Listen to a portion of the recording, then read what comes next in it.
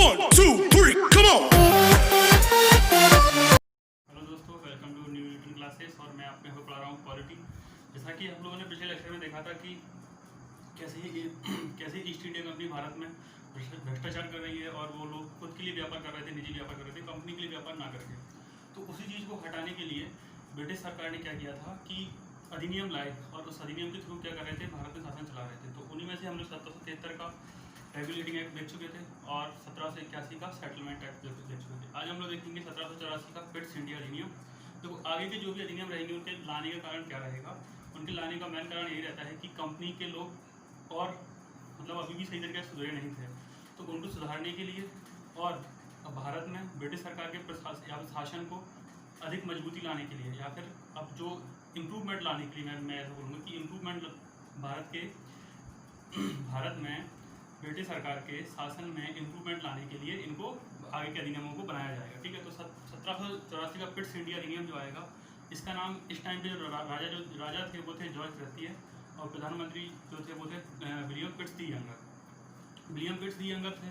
और इनका जो है इसके निर्माण में ये जो मैं बोलूँ ये वाला अधिनियम जो है इसके निर्माण में सबसे ज़्यादा योगदान था, इसलिए इसका नाम इन्हीं के नाम पर रखा गया था, पिट्स अधिनियम 1784। इस अधिनियम में क्या किया गया कि कंपनी के जो लोग थे अभी भी भ्रष्टाचार किया, मैं बोलूँ कर्मचारी जो थे वो अभी भी भ्रष्टाचार कर रहे थे। तो इस चीज़ को हटाने के लिए, भ्रष्टाचार को कम करने के लिए या फिर ख़त्म करने के लिए कंपनी में द्वैध शासन लाया गया। जैसा कि मैंने आपको बताया था कि 1765 की जो इलाहाबादी संधि हुई थी उसके बाद बंगाल में द्वैध शासन लाया गया था, उसी प्रकार से कंपनी में भी द्वैध शासन लाया गया। और द्वैध शासन कैसे लाया गया? द्वैध शासन लाया गया जैसे कि द्वैध शासन दो टाइप से लाएगी, एक तो बनाएगी, दो टीम बनाएगी, एक तो बनाएगी बोर्ड ऑफ डायरेक्टर्स, दूसरी टीम बनाएगी board of controller. Board of directors का क्या मतलब होता है? बोर्ड ऑफ डायरेक्टर्स का मतलब होता है कि जैसे फॉर एग्जांपल कोई भी कंपनी जो होती है उसमें कोई एक जन की कंपनी तो होती नहीं है, कोई बड़ी कंपनी जो होती है उसमें बहुत लोगों के शेयर होते हैं। उसी प्रकार से इसमें जो होते हैं, इसमें जो थे बहुत लोगों के शेयर थे, तो जो जिन लोगों के शेयर थे उन्हीं को बोला जाता है बोर्ड ऑफ डायरेक्टर। और इनको किसके शेयर कितने रखने हैं, किसके शेयर नहीं रखना है, किसके शेयर रखना है, ये काम था कंपनी को, ये काम दिया गया कंपनी को। इसी को लिए बोला गया कि बोर्ड ऑफ डायरेक्टर की नियुक्ति कौन करेगा? कंपनी करेगी। और बोर्ड ऑफ कंट्रोलर की नियुक्ति, और अब क्या था, बोर्ड ऑफ डायरेक्टर थे, अगर कंपनी अपनी मनमानी ना करे इसके लिए ब्रिटिश सरकार ने क्या बना दिया? बोर्ड ऑफ कंट्रोलर बना दिया। और इसमें जो थे 6 सदस्य थे जिनकी नियुक्ति क्राउन के द्वारा की जाती थी और ये लोग अपनी रिपोर्ट सीधे क्राउन को ही सौंपते थे। ठीक है, तो ये तो एक बहुत बड़ा काम किया 1784 के पिट्स इंडिया अधिनियम में कि कंपनी में द्वैध शासन लाए। इसके अलावा एक छोटा सा काम और किया था कि कंपनी की राजधानी कलकत्ता को बना दिया गया, कलकत्ता को बना दिया गया भारत में।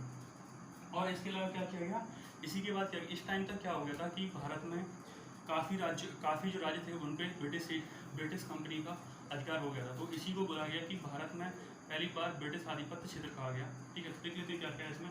तो जैसे पिट्स इंडिया लेकिन 1784 मैंने आपको बताया कि इसका राजा कौन से जॉर्ज तृतीय थे और प्रधानमंत्री जो थे विलियम पिट्स दी यंगर। प्रमुख प्रावधान की अगर मैं बात करूँगा, कंपनी में द्वैध शासन, बोर्ड ऑफ डायरेक्टर, व्यापारिक मामले, तो मैंने आपको बता दिया कि व्यापारिक मामले जो हैं या फिर मैं बोलूँ कि जो शेयर किसके शेयर कितने रखने हैं, किसके शेयर रखने किसके नहीं रखने हैं, वो कौन देखेगा? वो कंपनी देखेगी।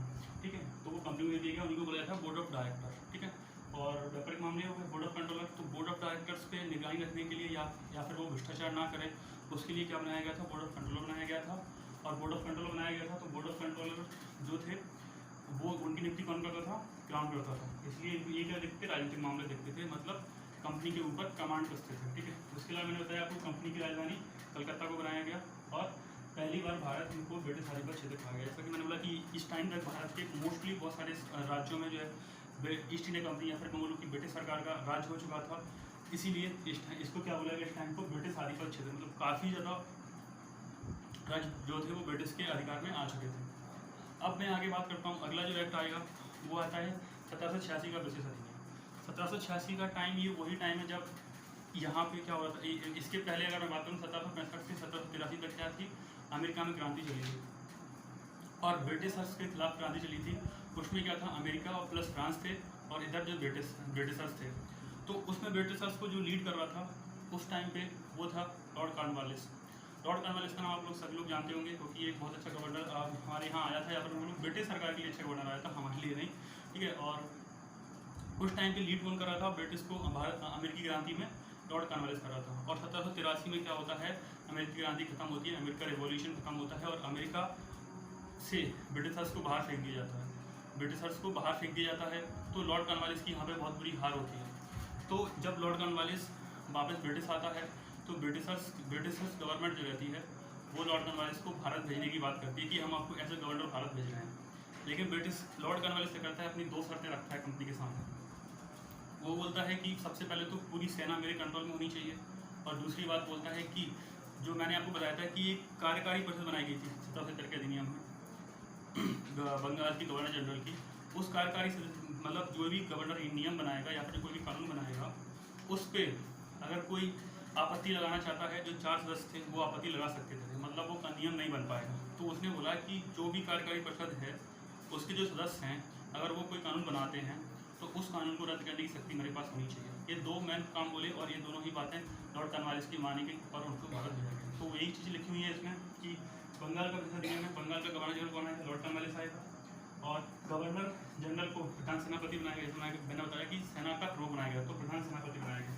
गवर्नर जनरल को कार्यकारी परिषद का निर्णय रद्द करने की शक्ति है। मैंने जैसे बताया कि कार्यकारी परिषद होती है गवर्नर जनरल की, उसमें जो 1773 के अधिनियम के अकॉर्डिंग 4 सदस्य थे।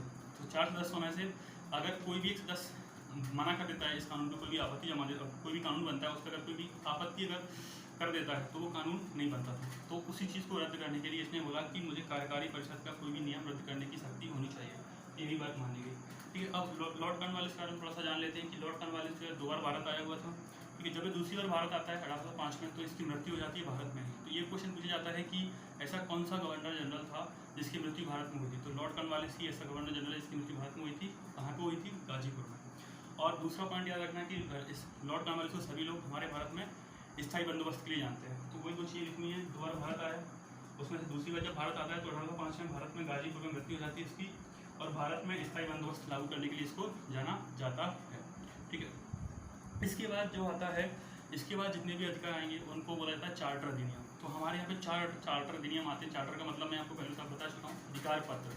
ठीक है, 4 चार्टर अधिनियम आएंगे। सबसे पहला एक क्वेश्चन आता है कि प्रथम चार्टर अधिनियम कब आया? 1793 में प्रथम चार्टर अधिनियम आएगा, उसके बाद 1813 में चार्टर अधिनियम आएगा, उसके बाद 1833 में चार्टर अधिनियम आएगा, उसके बाद 1853 में चार्टर अधिनियम। ये 4 चार्टर अधिनियम हम लोग पढ़ने हैं। सबसे पहले चार्टर अधिनियम है 1793 का चार्टर अधिनियम। ठीक है, इस वाले अधिनियम में क्या किया गया था कि कंपनी के जो प्रशासनिक और व्यापारिक काम थे उनको 20 वर्षों के लिए बढ़ा दिया गया। मतलब क्या हुआ कि कंपनी यहाँ पे शासन भी भारत में कंपनी ही करेगी, अभी ब्रिटिश सरकार नहीं आएगी यहाँ पे शासन करने के लिए, और व्यापारी कंपनी ही करेगी। ठीक है, और दूसरा काम क्या किया गया था यहाँ पे कि जो सैलरी मिलती थी वो भारतीय राजस्व दी जाएगी। सैलरी का मतलब ये था कि जितने भी लोग भारत में काम कर रहे थे कंपनी में, उनकी सैलरी तो भारतीय राजस्व से ही जा रही थी। लेकिन ऐसे लोग जो ईस्ट इंडिया कंपनी, भारत में ईस्ट इंडिया कंपनी काम कर रही थी, उसके लिए ब्रिटेन या फिर लंदन में बैठ के काम कर रहे थे, उनकी सैलरी भी भारतीय राजस्व से दी जाएगी। और इस अधिनियम में एक काम और किया गया कि कंपनी अगर जैसे कि फॉर एग्जांपल मैं भारत का नागरिक हूँ, उस टाइम पे होता तो मेरे पास पैसा है, मुझे व्यापार करना है, तो मुझे पहले कंपनी से व्यापार करने की अनुमति लेनी पड़ेगी। तो कंपनी डिसाइड करेगी मैं व्यापार कर पाऊंगा कि नहीं कर पाऊंगा। तो ये बहुत बड़ा निर्णय जो है कंपनी के हाथ में दे दिया गया था कि व्यापारिक अनुमति कंपनी प्रदान कर सकती थी 1793 के चार्टर अधिनियम के थ्रू। तो वही चीज़ें लिखी हुई यहाँ पे देखते हैं।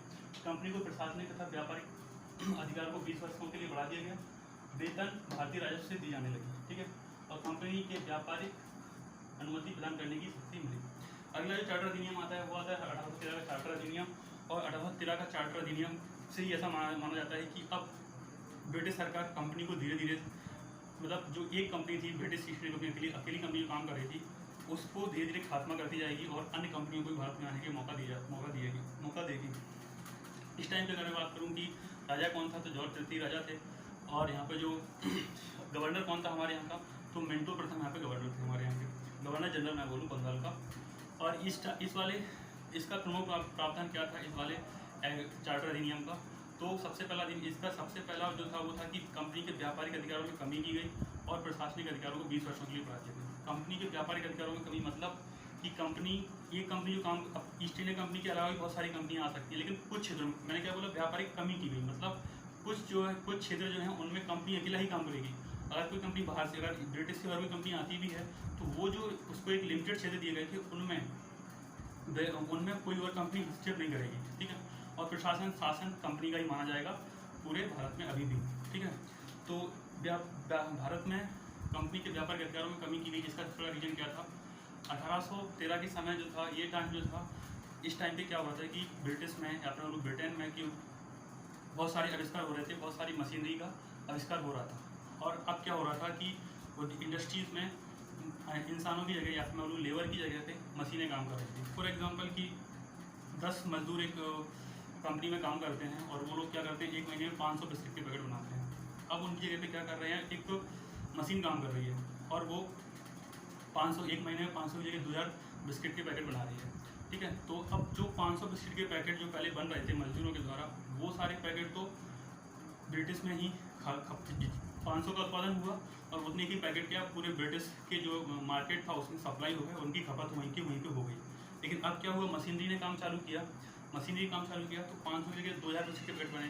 तो 1500 बिस्किट के जो पैकेट बचे हुए थे उनका उत्पादन तो हो चुका है, अब उनकी खपत ब्रिटिश या फिर उनकी ब्रिटेन में नहीं हो पा रही थी।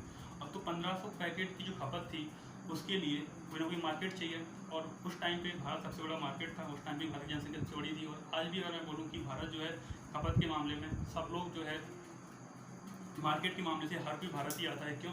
क्योंकि वो लोग यहाँ पे व्यापार कर सकते हो कि यहाँ पे जनसंख्या इतनी है कि कोई भी प्रोडक्ट अगर वो निकालते हैं तो उसकी खपत जल्दी से जल्दी हो जाती है। या फिर मैं बोलूँ कि जितना उत्पादन करते हैं उतनी ही खपत उतनी ही सेलिंग इंडिया में हो जाती है। मतलब जितना प्रोडक्शन किया उतने का उतना माल उनका बिक गया। ये अभी भी इंडिया में इंडिया की जनसंख्या बहुत ज़्यादा है। तो उस टाइम पे भी यही था कि कंपनी का प्रोडक्शन ज़्यादा हो रहा था और सेलिंग कम थी।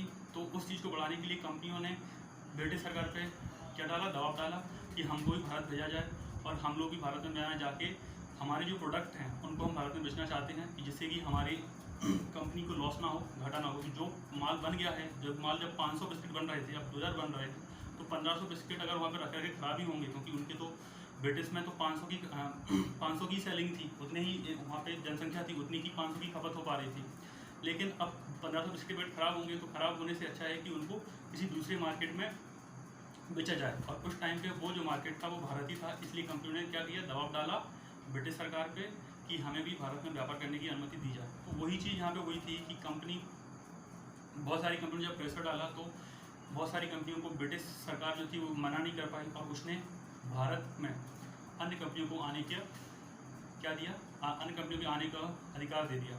ठीक है, तो यही था कि व्यापारिक कमी की गई अधिकारों में। तो इसका मतलब क्या हुआ कि उस टाइम पे क्या हो रहा था, कारण क्या था इसका कि उस टाइम पे औद्योगिक क्रांति आई हुई थी ब्रिटेन में, इसीलिए अन्य कंपनियां भी, औद्योगिक क्रांति का मतलब क्या होता है कि नए प्रयोगों का प्रयोग करके उत्पादन को बढ़ाना। तो उत्पादन बढ़ गया है तो उसका खपत भी करना पड़ेगा, तो खपत करने के लिए मार्केट चाहिए और मार्केट कहाँ मिलेगा, इंडिया में मिलेगा। इसलिए अन्य कंपनियों ने ब्रिटिश सरकारों पर प्रेशर डाला और अन्य कंपनियां जो है भारत में आने के लिए, और ब्रिटिश सरकार क्या हुई, अन्य कंपनियों को भारत में लाने के लिए राजी हो गई। ठीक है, तो ये यहाँ से व्यापारिक अधिकारों में कमी की गई। ठीक है, और लेकिन कुछ जो क्षेत्र थे उनमें अभी भी ब्रिटिश ईस्ट इंडिया कंपनी का ही अधिकार था, एक अधिकार था। मतलब उनमें कोई कंपनी अगर भारत से, कोई कंपनी ब्रिटिश से अगर आ रही है यहाँ पे, तो वो जो अधिकार क्षेत्र हैं उनमें हस्तक्षेप नहीं करेगी। जैसे कि चीन से व्यापार का अधिकार हो गया, उस पर ब्रिटिश ईस्ट इंडिया कंपनी का एक अधिकार था।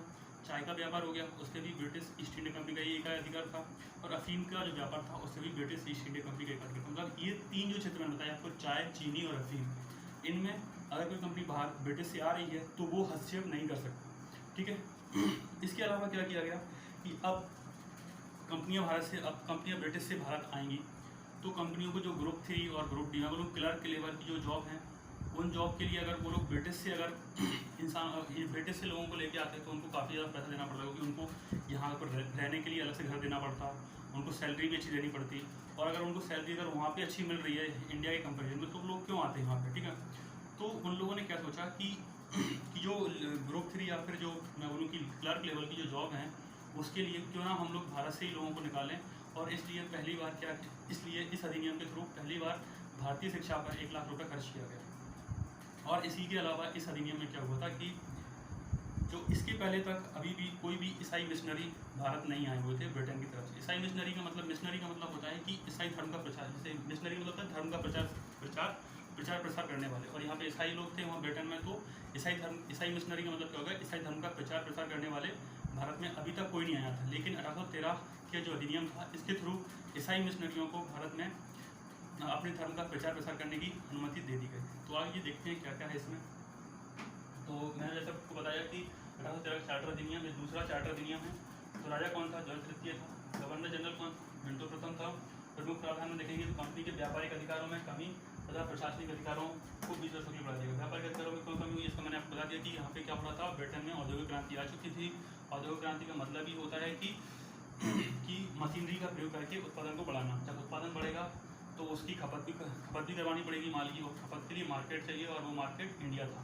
ठीक है, तो सिर्फ कंपनी के एकाधिकार मतलब जो अब और कंपनी के मतलब कौन कौन से जो बिजनेस थे उनके कंपनी का एकाधिकार था, और कोई कंपनी इनसे व्यापार में कंपनी जो और भी कंपनी हस्तक्षेप नहीं करेगी। तो वो थे चीन के साथ व्यापार, चाय का व्यापार, अफीम का व्यापार। मतलब ये 3 व्यापार ऐसे थे जिन पे अभी भी कंपनी का एकाधिकार था, और कोई भी कंपनी इन 3 व्यापारों में हस्तक्षेप नहीं करेगी।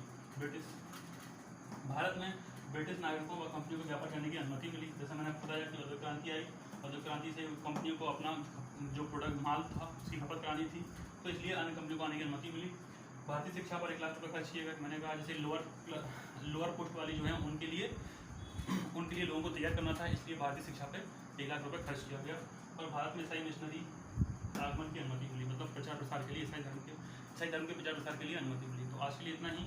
आगे हम लोग देखेंगे 1833 का चार्टर अधिनियम, और कैसे कैसे धीरे धीरे कंपनी जो है कंपनी का ईस्ट इंडिया कंपनी का भारत से खात्मा होता जाएगा, और ब्रिटिश सरकार खुद यहाँ पर राज करने आ जाएगी।